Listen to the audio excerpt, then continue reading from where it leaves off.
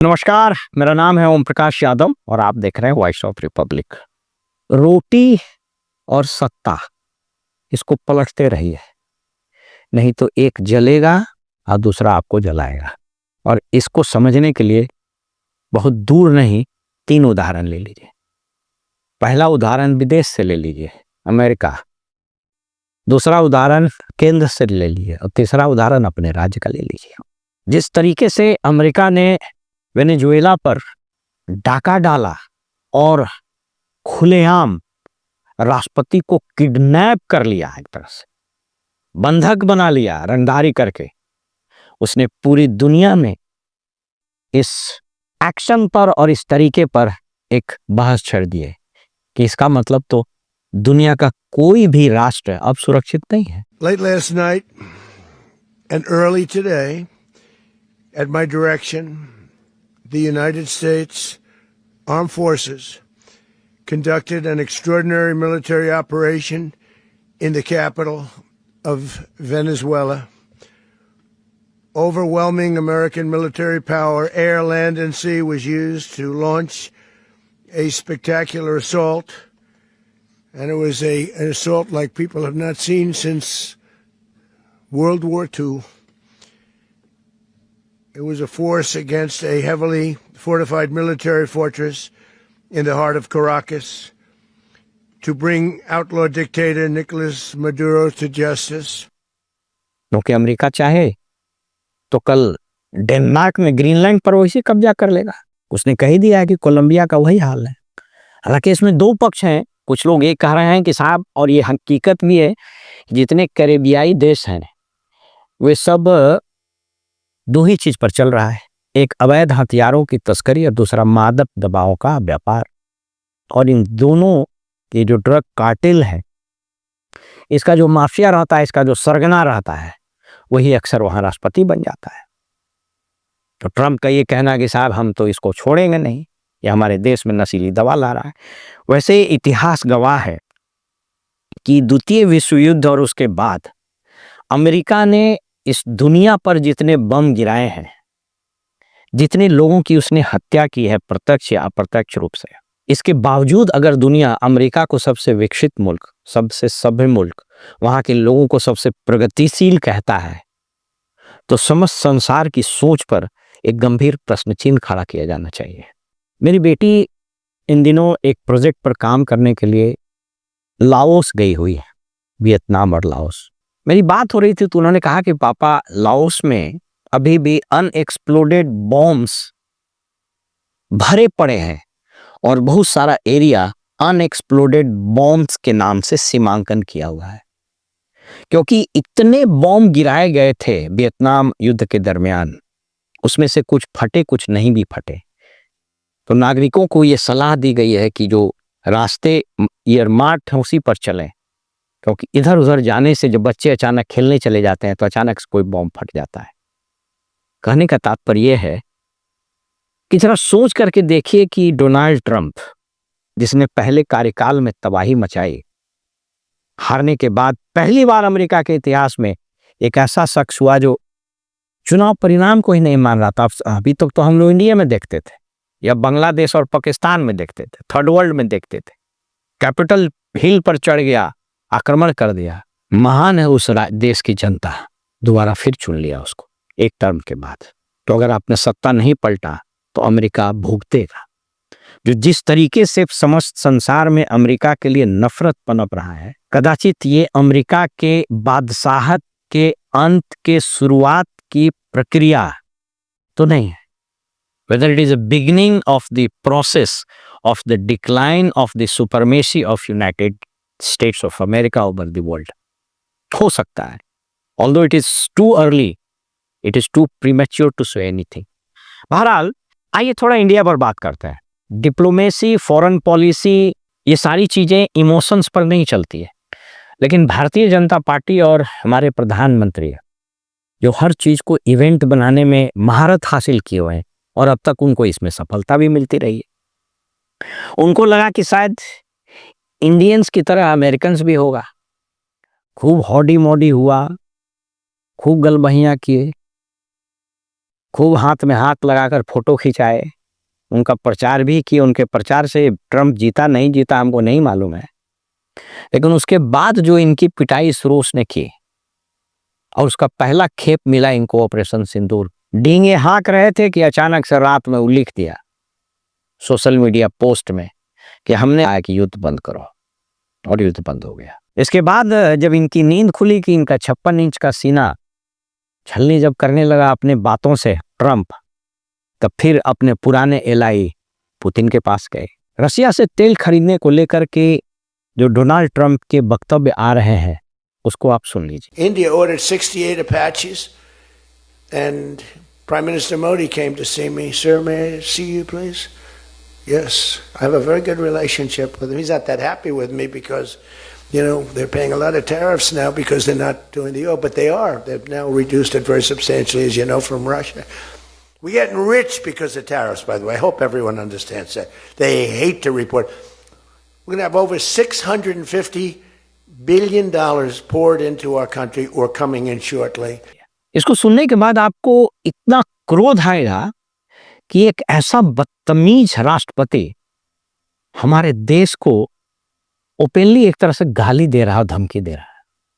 कुछ लोग social media में लिखने लगे हैं कि भाई कहीं ऐसा ना हो कि 7 लोग कल्याण मार्ग पर तीर्थ पर वैसा ही ऑपरेशन न कर दे। हालांकि ये दुस्साहस अमेरिका नहीं कर सकता है, लेकिन बात चलने लगी। इस तरह से इस देश के प्रधानमंत्री के बारे में कोई बात करे, प्रधानमंत्री को धमकी दे ओपनली, यह अत्यंत दुर्भाग्यपूर्ण है। मैं आपको दूसरी बात बताना चाहता हूं कि प्रजातंत्र में, और ये सिद्धांत सब जगह लागू, प्रजातंत्र में जीत का आइडियल फॉर्मूला क्या होता है, आइडियल सिद्धांत क्या है प्रजातंत्र?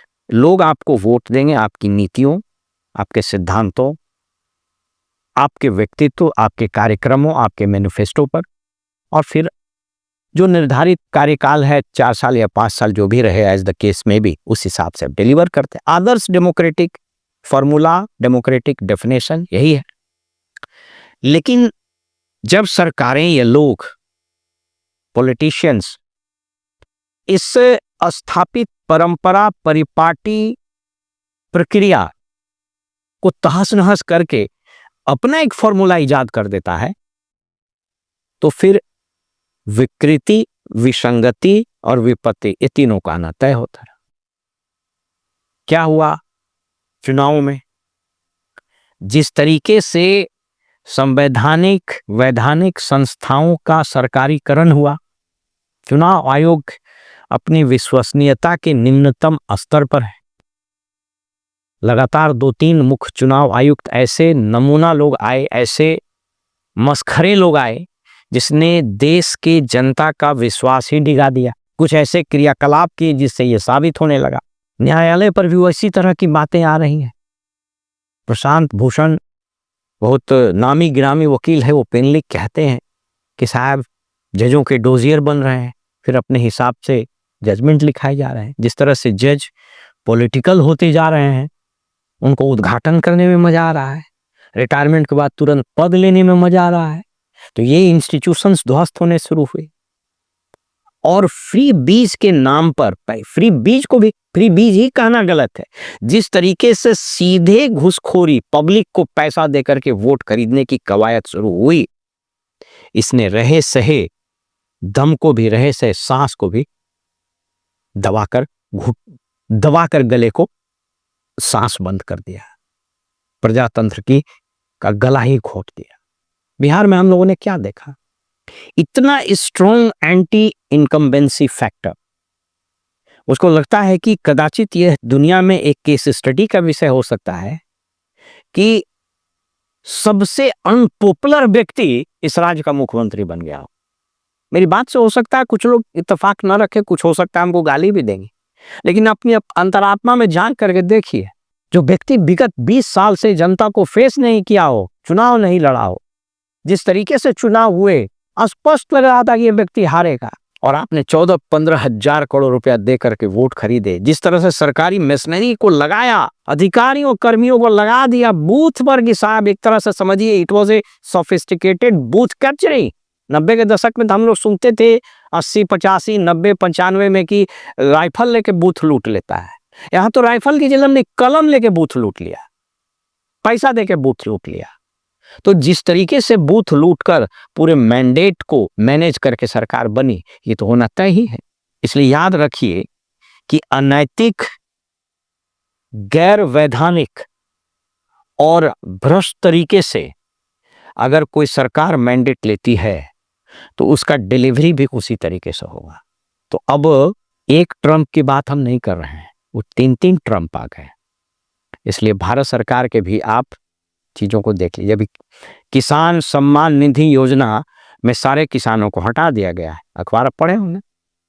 क्यों? उसको पता है कि जिस देश और जिस राज्य की जनता 20, 25, 50 हजार रुपया रिश्वत लेके वोट देती है तो उसको देने से क्या फायदा, उसके लिए काम करने से क्या फायदा है।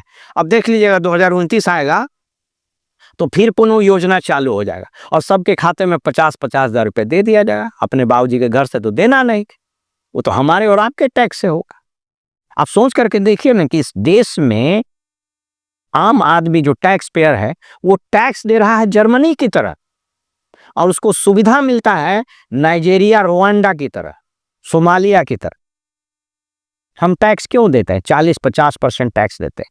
क्यों? क्या आपका स्वास्थ्य खराब होगा तो सरकारी हॉस्पिटल में जाइएगा? Answer is no. क्या आप अपने बच्चे को सरकारी स्कूल में पढ़ाना चाहिएगा? The answer is no. क्या आपको फ्री बिजली मिल रही है? The answer is no. क्या सरकारी ट्रांसपोर्ट आपको फ्री में मिल रहा है? The answer is no. क्या सिविक एमिनिटीज फ्री में मिल रहा है? नो। क्या वर्ल्ड क्लास के रोड मिल रहे हैं? The answer is yes, but with toll. जब हम टोल दे ही रहे हैं तो रोड टैक्स क्यों दे रहे हैं?